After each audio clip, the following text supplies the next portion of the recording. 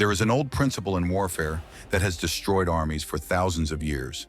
It is simple, it is devastating, and it works every single time against commanders who are too arrogant or too desperate to see it coming.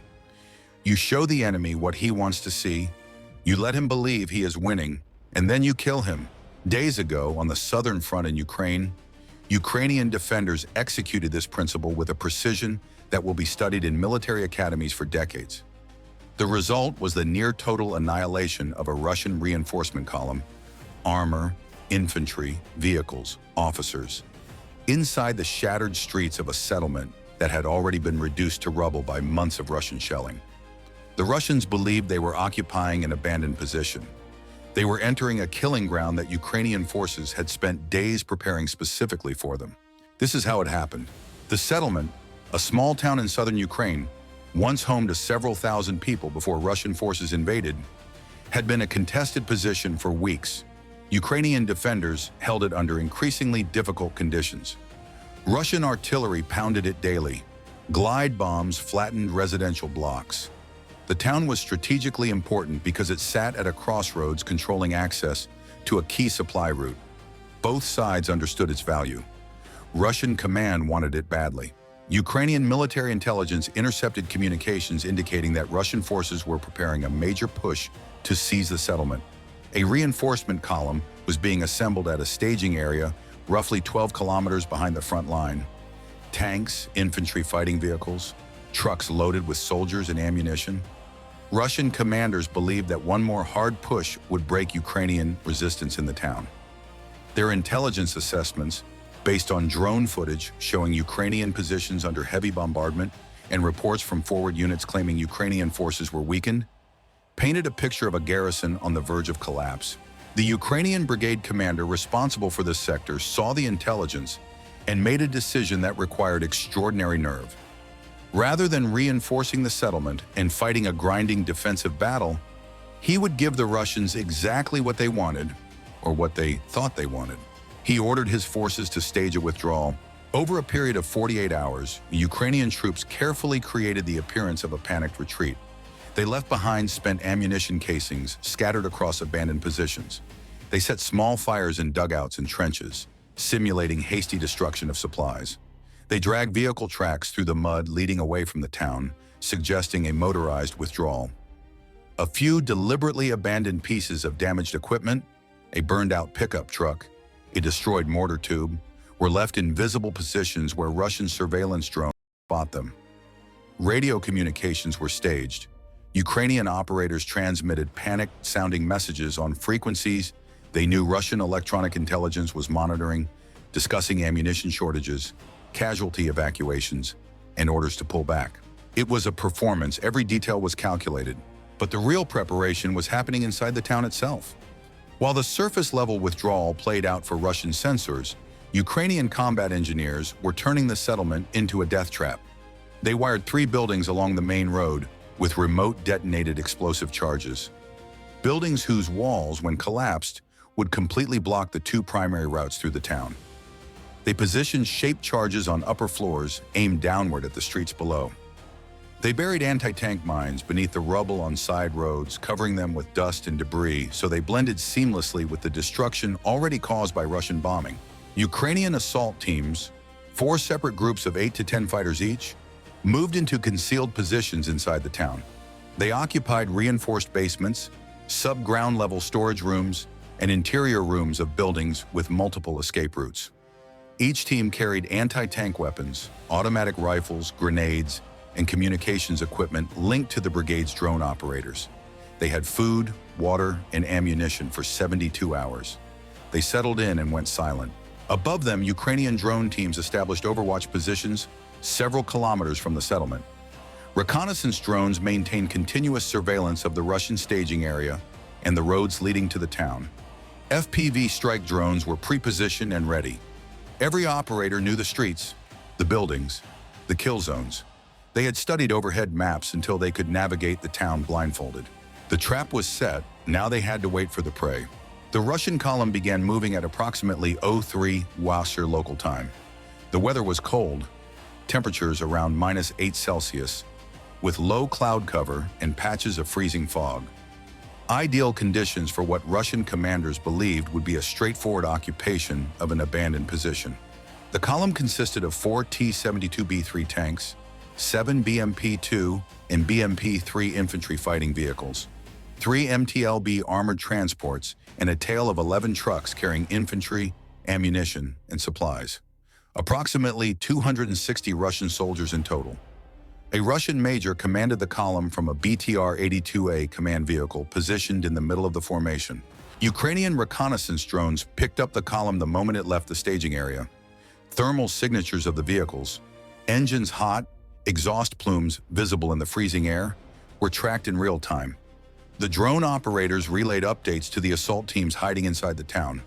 Distance, speed, composition, estimated arrival time. The Ukrainian fighters in their basements checked their weapons one final time and waited in the darkness. The lead tank entered the town at approximately 0420. It moved slowly through the main road, turret traversing left and right, scanning for threats. The crew saw exactly what they expected to see: a destroyed, empty town. Rubble, burned vehicles, abandoned positions, no movement, no resistance. The tank commander radioed back. The route was clear. Behind it, the rest of the column filed into the settlement. The vehicles spread along the main road and began to fan out toward the crossroads at the center of town. Russian infantry dismounted from trucks and began moving toward the buildings on foot. Rifles ready, but postures relaxed. Several soldiers lit cigarettes. One group stopped to examine an abandoned Ukrainian dugout, picking through the debris. The Russian major ordered his vehicle to halt near what appeared to be a former Ukrainian command post and began issuing instructions for establishing defensive positions. At 0437, 17 minutes after the lead tank entered the town, the Ukrainian brigade commander gave the order. 3 buildings detonated simultaneously. The explosions were enormous, felt kilometers away by Ukrainian units monitoring from reserve positions. The first building, a 4-story concrete apartment block on the eastern approach, collapsed across the main road in a cascade of concrete, steel, and dust. The debris pile was more than 3 meters high and completely impassable for any vehicle. Chunks of reinforced concrete crushed a truck that had been idling directly beneath the building, killing everyone inside. The second building, a 2-story commercial structure on the western exit, fell sideways, bearing the road under tons of masonry and trapping 2 trucks that had been positioned beneath it. Their drivers never had time to react. The structures fell in less than 2 seconds. The third detonation, a warehouse near the crossroads, sent a wall of concrete fragments into a cluster of 3 BMPs that had parked in what they thought was a secure courtyard. One BMP was crushed under a falling section of roof. Another had its tracks sheared off by flying debris. The third was showered with concrete that shattered its optics and jammed its turret. In an instant, the Russian column was sealed inside the town. No way forward, no way back. Vehicles blocked at every exit by mountains of rubble. Then the Ukrainian fighters opened fire. From the basements and upper floors of buildings lining the main road, 4 Ukrainian assault teams unleashed coordinated fire into the trapped column. Anti-tank rockets streaked across the narrow streets, slamming into the sides of BMPs and the rear armor of tanks at ranges of less than 50 meters, distances where even older anti-tank weapons cannot miss, and where reactive armor provides almost no protection. The first volley destroyed 2 infantry fighting vehicles and set a fuel truck ablaze. The fuel truck's explosion sent a fireball rolling down the street, igniting another truck loaded with ammunition crates. Secondary explosions began rippling through the column as ammunition cooked off. Simultaneously, Ukrainian FPV drones descended into the streets from above. The operators, watching through thermal cameras, targeted tanks that were trying to traverse their turrets toward the buildings. A T-72B3 that had been attempting to reverse received a drone strike directly into its open commander's hatch. The shaped charge detonated inside the turret, killing the crew instantly. A second tank, unable to turn in the narrow street, was hit by 3 successive drones on its engine deck. It caught fire within seconds. The Russian soldiers who had dismounted found themselves in a nightmare. Fire was coming from above, from the sides, from the rubble. They could not identify targets. The Ukrainian fighters were firing from concealed positions through small openings in walls and basement windows. Smoke and dust from the building collapses reduced visibility to almost nothing. The sound was deafening. Explosions, gunfire, screaming, the roar of burning vehicles echoing between the concrete walls. The Russian major attempted to organize a defense. He ordered his soldiers to take cover inside buildings and return fire. But the buildings the Russian soldiers entered had been prepared too. Ukrainian forces had left tripwire-activated fragmentation devices in doorways and stairwells. Within the first 10 minutes, at least 2 groups of Russian soldiers triggered booby traps while attempting to take cover. The survivors refused to enter any more buildings. The major then tried to call for artillery support. He needed fire on the buildings surrounding the kill zone. But Ukrainian electronic warfare units had activated jamming systems the moment the first detonation occurred. The major's radio transmissions were swallowed by static. He switched frequencies. More static. He tried his encrypted satellite phone. No signal. His last intercepted transmission, captured by Ukrainian signals intelligence, was a single sentence that revealed the full scope of the disaster. He said they were trapped, that his men were being killed, and that no one was responding. Ukrainian sniper teams on the rooftops methodically engaged Russian soldiers who attempted to organize resistance. The snipers prioritized anyone displaying leadership behavior, pointing, directing, using radios. Within 20 minutes, the column had lost its major, 2 captains, and at least 4 senior sergeants to sniper fire. Without officers, without communications, without any way to coordinate, the Russian force fragmented into isolated groups of terrified soldiers hiding behind burning vehicles. By Euro 5:30, less than an hour after the first detonation, the battle was effectively over. Sporadic gunfire continued as Ukrainian assault teams advanced through the rubble, clearing pockets of resistance building by building. The clearing operation was methodical and relentless.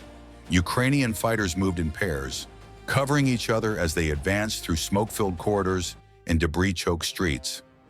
Drone operators provided real-time overhead guidance, marking positions where Russian soldiers were hiding and warning Ukrainian teams of potential threats around corners and inside rooms. Most Russian soldiers who were still alive surrendered. Many threw their weapons away and raised their hands the moment they saw Ukrainian fighters approaching. Several were found hiding in drainage culverts beneath the street, having crawled through sewage to escape the burning vehicles above.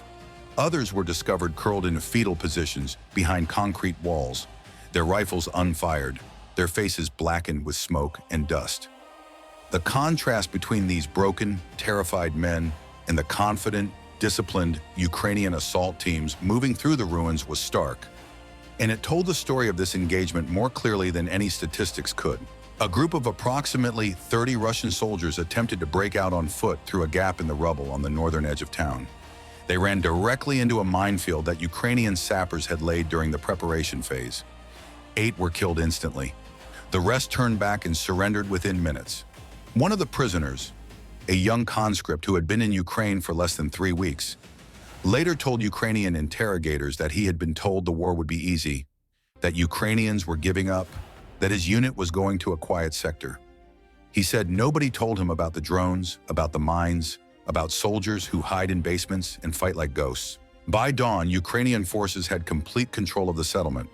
The town that Russian commanders believed they had seized was, in fact, a graveyard for their own forces. Among the captured equipment, Ukrainian forces recovered the Russian major's BTR-82A command vehicle, largely undamaged after its crew abandoned it during the initial chaos. The vehicle had been left with its engine running and its hatches open. Inside, Ukrainian intelligence officers found encrypted communications equipment still powered on, operational maps covering the entire southern sector, with unit positions marked in detail, rosters identifying Russian formations and their current strength, and signed orders detailing planned offensive operations for the following 2 weeks. The maps revealed the positions of Russian artillery batteries, logistics depots, and command posts across a front stretching more than 40 kilometers.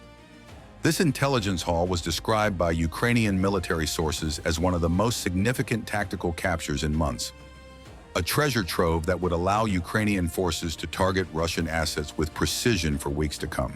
Economic analysis of Russian losses. The destruction inside the town was comprehensive.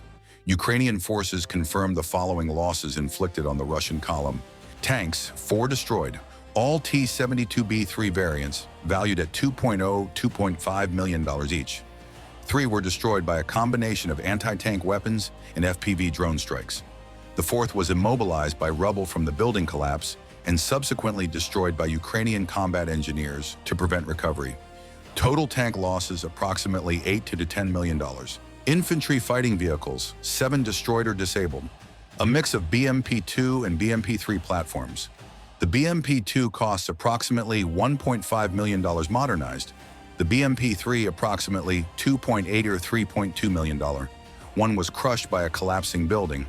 2 were destroyed by anti-tank rockets at close range. 3 were hit by FPV drones.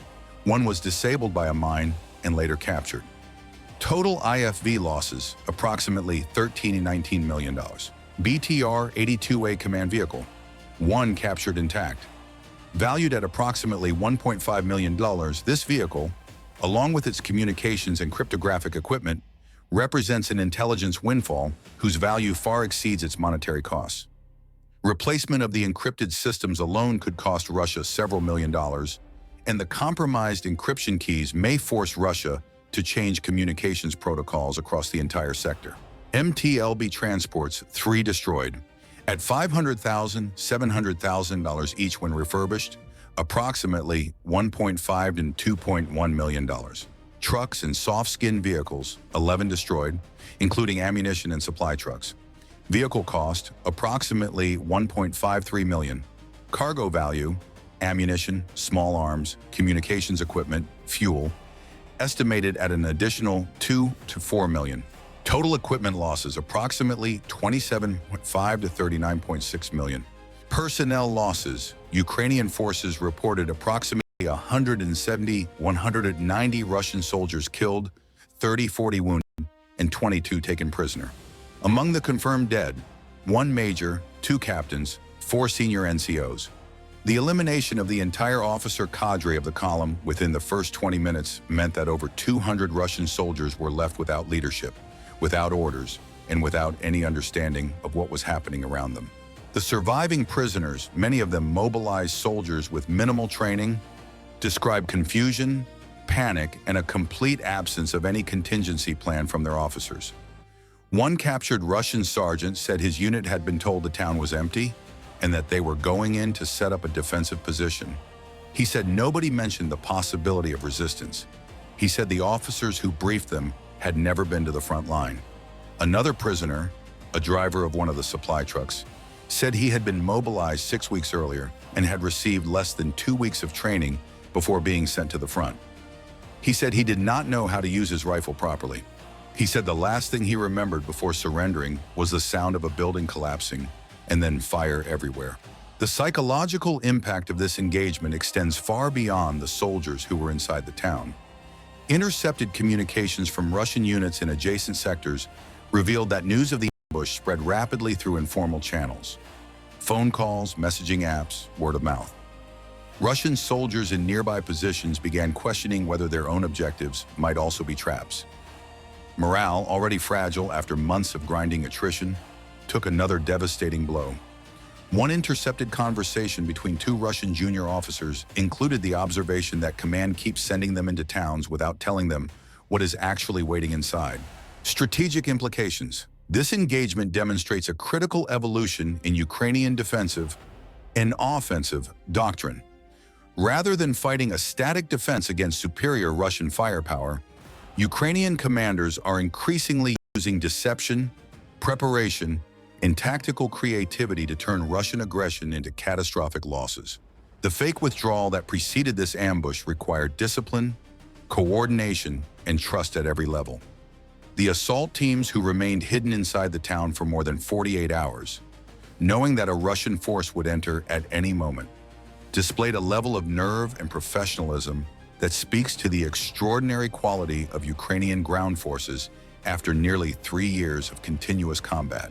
Russia's losses in this single engagement are significant not just in material terms, but in what they reveal about persistent Russian failures.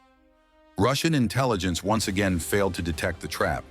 Surveillance drones saw what Ukrainian forces wanted them to see and nothing more. Russian commanders once again sent soldiers into an urban environment without adequate reconnaissance, without close air support, and without any plan for what to do if the situation turned hostile. The officer who commanded the column died because he was operating on assumptions rather than verified intelligence. Russia's armored vehicle reserves continue to shrink at an unsustainable rate. Since February 2022, over 11,600 tanks and nearly 24,000 armored fighting vehicles have been lost. The Uralvagonzavod plant and other Russian defense facilities cannot keep pace. Storage depots are emptying. The vehicles being sent to the front are increasingly old, increasingly poorly maintained, and increasingly vulnerable. Sanctions on Western components, microchips, optics, ball bearings, precision tools, continue to degrade the quality of Russian refurbishment programs. The captured communications equipment and operational maps from the BTR-82A represent a separate category of loss entirely. Compromised encryption keys and revealed unit positions give Ukrainian intelligence a window into Russian planning that could take weeks or months to close. Every day that Russia continues using compromised communications protocols, Ukrainian forces gain an advantage that no amount of armor can offset. The Ukrainian defenders. Every element of this operation was executed by Ukrainian soldiers who have mastered the most difficult form of warfare. Urban combat combined with deliberate deception. The combat engineers who wired buildings for demolition worked for days under the constant threat of Russian drone surveillance and artillery strikes. One wrong move, one detected signal, and the entire plan would have collapsed. They made no mistakes. The assault teams who waited in freezing basements for over 2 days, in silence, in darkness, with a Russian column approaching. These are soldiers whose discipline and courage are difficult to overstate. They held their fire as Russian tanks rolled past their positions meters away. They waited for the exact moment that would cause maximum devastation, and when the order came, they executed with lethal precision. Ukrainian drone operators turned narrow streets into killing fields, threading FPV drones between buildings and through windows to strike vehicles that ground-based weapons could not reach. Ukrainian snipers eliminated the Russian command structure within minutes, accelerating the collapse of organized resistance. And the Ukrainian brigade commander, who conceived and orchestrated this entire deception, from the staged withdrawal to the final assault, demonstrated a level of tactical imagination that Russian forces in this war have never been able to match. This is the war in Ukraine in February 2026. Russian forces continue to advance into Ukrainian territory, believing that every meter of ground they take brings them closer to victory. But the ground itself has become a weapon. Every town, every road, every building can become a trap. And the Ukrainian defenders who fight from these ruins are not retreating. They are choosing where and how the next Russian column will die. The message from the Southern Front is the same message that has echoed from every front in this war since February 2022. Russia sends its soldiers into Ukraine. Ukraine destroys them. Russia sends more. Ukraine destroys them again. And every time, the cost grows higher, the reserves grow thinner, and the distance between Russian ambition and Russian reality grows wider. Ukraine fights, Ukraine outsmarts, Ukraine wins. This is Iron Front. The battlefield speaks louder than propaganda.